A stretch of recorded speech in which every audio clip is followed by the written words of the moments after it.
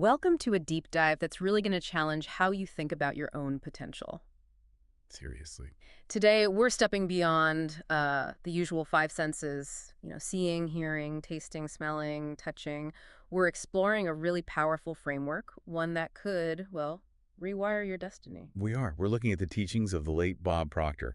And he had this pretty radical belief, actually, Which was? that humans aren't just, animals running on instinct. Mhm. He saw us as spiritual beings, Mhm. beings with these incredible intellectual faculties, so powerful they can literally shape our lives Oh, consciously. wow. Not just reacting, but shaping. Exactly. What's so fascinating is how Proctor said our real creative power, it isn't in reacting to stuff, it's in actively shaping it. Yep. And he called these tools the 6 higher mental faculties. Okay, so that's our mission for this deep dive then, to unpack these 6 superpowers almost. Imagination, will, intuition, reason, perception, and memory. That's right. And show you how activating them helps you manifest a life you actually design, your soul's design, maybe, not just dictated by, well, circumstances. You ready for some perspective shifts? Maybe a few aha moments along the way. I'm ready. So let's start with Proctor's big idea. Most people live through their 5 senses, right? Yeah, that's the default. But he argues the real creative lovers, they're beyond that, like hidden potential. Precisely. It's like seeing only the surface of the ocean, There's this whole depth underneath. And Proctor taught that once you consciously activate and, importantly, train these 6 faculties. Train them like muscles. Kinda, yeah. Once you do that, they can override old conditioning, they can break generational patterns, they can shift your whole paradigm. So moving from just reacting Mhm. to consciously designing on purpose. That's the core of it. It's a huge shift. Okay, let's get into them. Let's unpack these faculties, starting with the first one. Imagination. Proctor called it the blueprint of the future. Imagination. At its heart, it's your ability to form mental images, ideas. Yeah. Things that aren't physically right in front of you. Proctor had that great quote, "Everything you see was once an image in someone's mind." That's powerful when you think about it. Every invention, every building. Every piece of art, yeah. Yeah. It all started as an unseen possibility, an image, a thought. So it's foundational. It's where creation literally begins. Right. And your imagination, it doesn't just entertain you, it creates the energetic prototype of what you want. Yeah. It's like telling the universe, this is what I'm building.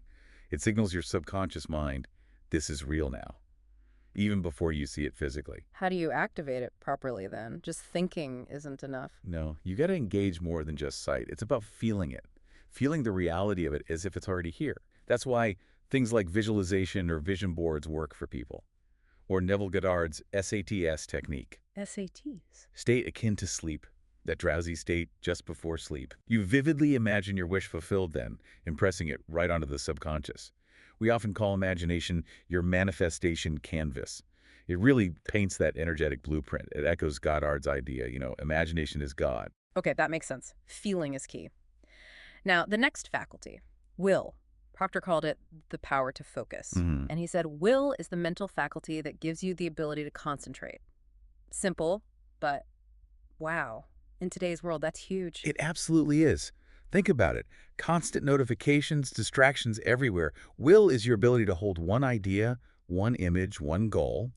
Hold it steady in your mind, despite all that noise. So it's about directed attention. Exactly. Proctor taught that directed attention is creative energy. Most people's attention is scattered, right? A million directions. Yeah. But when you consciously focus your will, you're taking all those quantum possibilities and focusing them into a specific form. Like tuning a radio, you choose the station. That's a great analogy. All the other stations exist, but your will tunes into the one you want to experience. So it's not just dreaming big, it's holding the dream steadily, overriding the what is sometimes. Yes. It helps you stay tuned to the frequency of your desire, even when reality seems to contradict it. How do you strengthen that if your focus feels weak? Start simple. Concentration exercises. Focus on a candle flame, maybe, or just a single word for 5 or 10 minutes a day. Yeah. It's about building that mental muscle, that discipline. We call will your laser beam of creation because it holds the vibration steady. It allows things to coalesce. The laser beam, I like that. Okay, next up, intuition. The whisper of the soul. Intuition. Proctor defined it as that mental faculty that picks up vibrations. It's more than just a gut feeling, isn't it? Oh, much more. It's your inner knowing, your energetic radar, you could say. Proctor believed it's how we get direct guidance from, well, he called it infinite intelligence. So it gives you nudges, things logic can't figure out. Precisely. That sudden urge to call someone and they turn out to have the answer you needed. Or investing in an idea that makes no logical sense at the time, but pays off massively. It guides you beyond the limits of just your rational mind. How do you tap into that more if it feels faint? You need space, really. Slow down. Meditate. Maybe journal those little intuitive hits you get, and then track them. See how accurate they were. The biggest thing is learning to trust that quiet inner voice instead of dismissing it right away. We think of it as your soul GPS, right? Guiding you to the bridge of incidents. Exactly. It bypasses logic to find the path. Okay. Moving on to reason. Proctor called it the architect of thought. Sounds important. It is. He said, you can build ideas with reason just like you build a house with bricks. But it's not just dry logic, like in school, or analyzing problems forever. No. Proctor saw reason as a dynamic tool, something you use to actively construct ideas and beliefs that align with your vision. It helps you question those limiting beliefs that hold you back, to reframe problems into opportunities, to consciously choose empowering interpretations. How do you activate that? Self-inquiry is key. Ask yourself powerful questions. What else could this mean? Or, is this belief really serving me? Affirmations are useful here too. They act like verbal blueprints, building new mental structures. We call reason the architect of belief because it helps you design your own mental framework, breaking free from old programming. Architect of belief. Okay. Fifth faculty, perception. Proctor said this was crucial for freedom. Absolutely. His quote is powerful. When you change the way you look at something, the thing you look at changes. That sums it up perfectly. Perception is your point of view. And the key is realizing reality isn't fixed. It's interpreted. Think about it. Two people, same event, totally different experiences and feelings, right? Yeah, it happens all the time. So a conscious shift in your perception, it can instantly release resistance, unlock gratitude, even when things are tough. It just opens up the energetic flow. Like changing the filter on a camera lens. Exactly. The scene's the same, but how you experience it completely transforms. How do you cultivate that shift? Practice what we call mental alchemy. Deliberately look for the possibility within the problem. Or use tools like the Abraham Hicks Emotional Guidance Scale. That helps you consciously pivot your focus, moving up the emotional scale toward better feeling thoughts. It really is the alchemy of perspective. Alchemy of perspective. Love it. Okay, last one. Memory. The editor of identity. That sounds intriguing. It really is. Proctor said, memory is a gift we can use to retrieve and relive beautiful moments or revise painful ones. Revise painful ones? How? Well, most people let their past just dominate their present. Right. Unconsciously. Sure. Old hurts, regrets. Exactly. Proctor urged us to take conscious control. Actively retrieve and celebrate the good memories, the ones that serve you. And crucially, to revise the ones that block you. Because memory shapes who you think you are now. Precisely. It shapes your identity. What you choose to remember and how you frame it determines what you believe is possible for yourself today. So how do you revise a memory? You can't change the past. You don't change the event, but you change its impact on you now. Neville Goddard's revision technique is brilliant for this. You mentally re-experience a past event, but imagine it happening optimally, the way you wished it had. You change the feeling associated with it. Ah, changing the feeling. Yes. Or you can use auto-suggestion audios, recording positive statements to train your subconscious recall. We see memory as your subconscious archive. It's about rewriting your inner timeline, using tools like revision or Dr. Joe Dispenza's work with elevated emotions. Wow. Okay, so those are the 6. Imagination, will, intuition, reason, perception, memory. But they don't work in isolation, do they? Not at all. That's the beauty of it. They form what we call the inner compass of manifestation. Inner compass. Sounds a bit grand, maybe. Maybe, but it highlights how they work together. They're not just, metaphysical fluff. Think of them as your operating system for cosmic consciousness, really, designed to help you navigate your potential. And they're always working, whether we're aware or not. Constantly. The question is, are you directing them, or are they running on old programs? Okay, let's go a bit deeper then. How do they work together?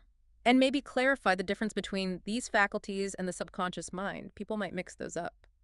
Good question. Crucial distinction.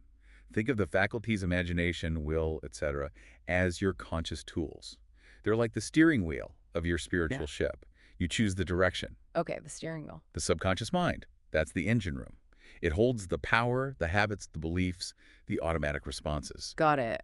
So when you repeatedly use a faculty, like imagination for visualization, feeling it real, you're embedding that command, that feeling, into the engine room, into the subconscious. Ah, so you're programming the engine room to follow your conscious direction. Exactly. That's how you align your inner power with your outer intention, and manifestation happens. Makes perfect sense. And why these specific 6? What did Proctor say made them so special? Because, for Proctor, these are what truly separate humans from animals. Animals mostly run on instinct, right? Reacting to genetics, environment. Yeah, stimulus response. But these 6 faculties, they allow us to be creative, to respond consciously, Yeah. to direct our lives, to design our reality based on, well, divine intention, not just default programming. They're our gateway to real freedom. So if they're that powerful, can you really reprogram your subconscious using them? That feels like a big claim. Absolutely. That's their combined power. Ah. Think about it. Imagination creates the new blueprint. Will locks onto it with focus. Intuition guides the inspired actions. Reason restructures the old limiting beliefs that pop up. Right. Perception shifts your inner resistance by changing how you see things. And memory gets revised or used to build a new identity. Okay, I see the synergy now. When you use them together, especially with practices like adding emotion or scripting or meditation, you're literally creating new neural pathways. It's neuroplasticity in action. You're embedding that new reality into your subconscious. Can you walk us through an example, like manifesting something specific, say a soulmate? Lots of people want that. Okay, good one. So first you'd use imagination. You imagine the ideal relationship, not just what they look like, but how it feels.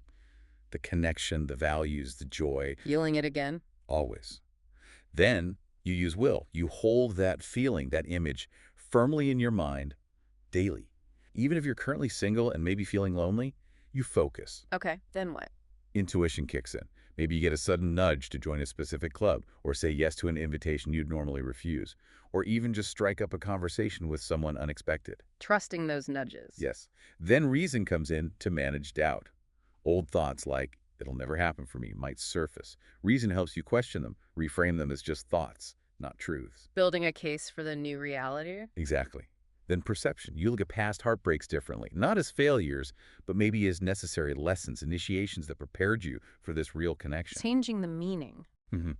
And finally, memory. You might use revision to neutralize the sting of past painful relationship memories, clearing the energetic space for new love. You mentally rewrite the ending, feeling peace instead of pain.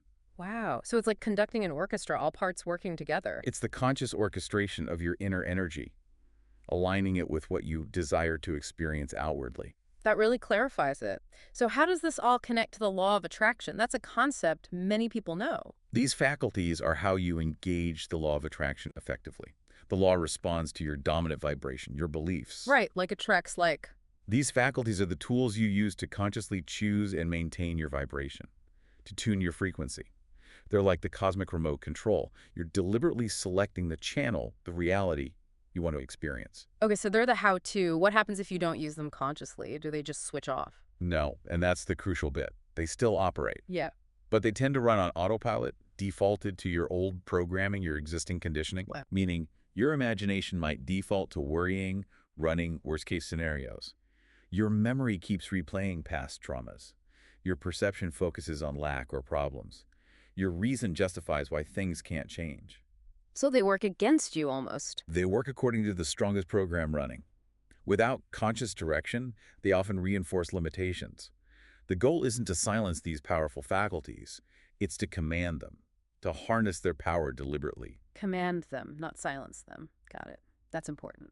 Are these ideas unique to Proctor, or do we see echoes in older traditions? Oh, definitely echoes. These aren't brand new concepts, more like rediscovered and reframed wisdom. Look at Vedic philosophy, for instance. You have Buddhi discriminative intellect, which is very similar to reason.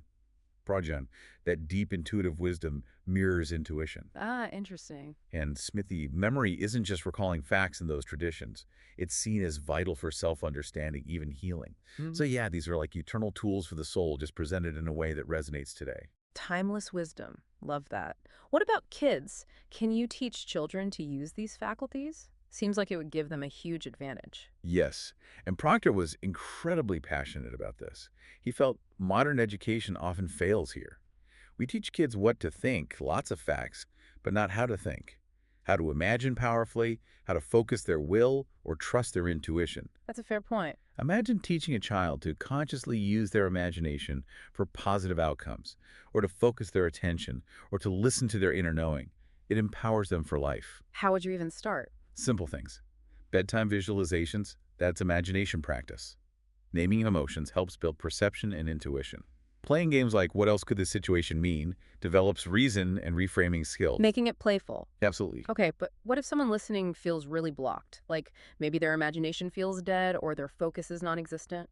Where do they start if it feels overwhelming? That feeling of being blocked, that is the starting point. Don't get discouraged by it. Think of each faculty like a muscle. If it's weak, you start with small exercises. Consistently. Joyfully. So specific examples. If imagination feels weak, maybe start reading fantasy again.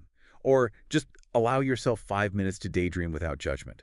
If will feels weak, choose one tiny focus task daily and see it through even just reading one page without distraction. Micro-disciplines. Exactly. If intuition feels blocked, consciously reduce noise, less news, less social media, create quiet space to just be and listen. It's all about consistent, gentle, joyful practice, not about instant perfection. Joyful practice. Okay. And if people want to explore Bob Proctor's work more or these related ideas, any specific book recommendations? Definitely. Start with Proctor's own You Were Born Rich. Yeah. It lays out his core philosophy beautifully. Yeah. Then for diving deeper into imagination and the power of revising memory, Neville Goddard's The Power of Awareness is fantastic. And for understanding the science behind changing your mind and reprogramming the subconscious, Dr. Joe Dispenza's Breaking the Habit of Being Yourself is excellent. Those three provide a really solid foundation. Great resources. Thanks.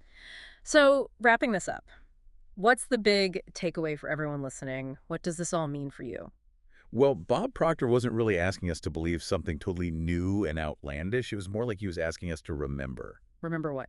Remember that deep within you, there resides this infinite intelligence. An intelligence that isn't just passively reacting to the world, but is actively, powerfully projecting it, constantly shaping the reality you experience. So these 6 faculties, they aren't just interesting psych concepts. No. Proctor saw them as the divine tools of creation, the language your soul uses to manifest its blueprint into reality. And when you learn to use them consciously, deliberately, Joyfully. You don't just manifest things, although that happens. Yeah. More profoundly, you start to unveil the universe within yourself. You recognize your own innate power to co-create your life. So this deep dive really shows you have these incredible tools right now inside you, ready to be used to design the life you truly want. Exactly. So maybe the question to leave you with is this. How might consciously engaging just one of these faculties, maybe starting today, begin to shift your reality? Something to think about.